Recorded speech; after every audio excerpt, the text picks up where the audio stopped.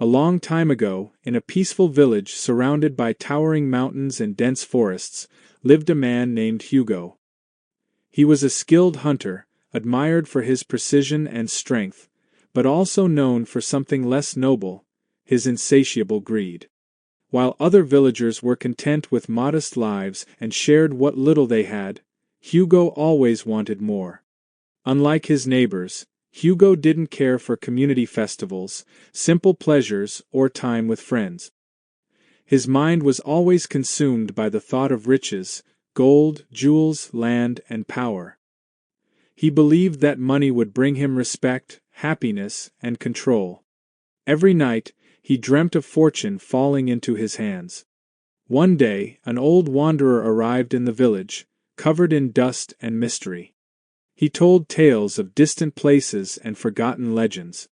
One story, in particular, caught Hugo's attention, the legend of the shadowy valley. Hidden deep within the mountains, this valley was said to hold a treasure so vast it could make any man rich beyond imagination. But the old man warned, those who seek it with greed in their hearts will pay a terrible price. Most villagers dismissed the story as fantasy, but Hugo was captivated. That very night, he packed his hunting gear, food, and a sturdy backpack. Without telling anyone, he disappeared into the wilderness, determined to find the treasure and claim it for himself. The journey was grueling. Hugo crossed freezing rivers, climbed jagged rocks, and battled wild beasts. He slept under trees and ate what he could hunt.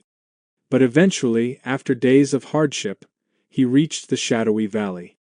In the center of the valley stood a massive, ancient chest, glowing faintly under the moonlight and covered in vines and dust. Ignoring the eerie stillness around him, Hugo opened the chest. His eyes widened. Inside was a fortune, piles of gold coins, glittering gems, and crowns from forgotten kingdoms. Trembling with excitement, he filled his bag to the brim and whispered to himself, "This is only the beginning."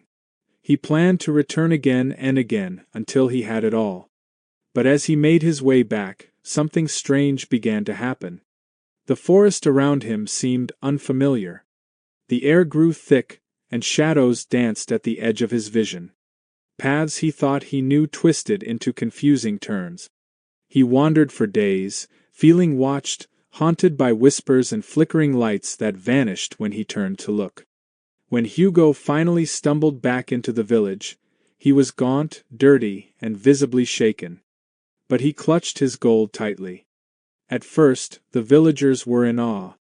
With his treasure, Hugo bought land, built a grand house, and wore expensive clothes.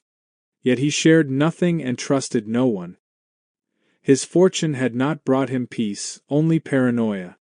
He kept returning to the valley, each time bringing back more gold, but becoming more distant and unstable. He began to accuse neighbors of plotting to steal from him. He isolated himself, refusing visitors, and spoke only to his growing pile of treasure. The wealth he had so desperately sought now surrounded him like a cold, silent prison. One day, a curious village boy wandered near Hugo's estate and peeked through a window.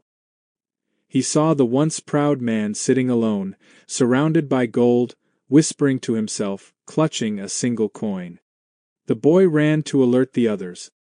When they arrived, Hugo was lifeless, his face frozen in a grim expression, alone despite his fortune.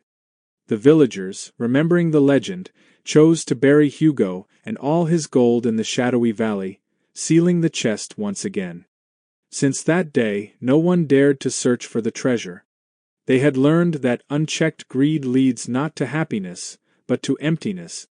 Moral of the story: greed blinds the heart and chains the soul.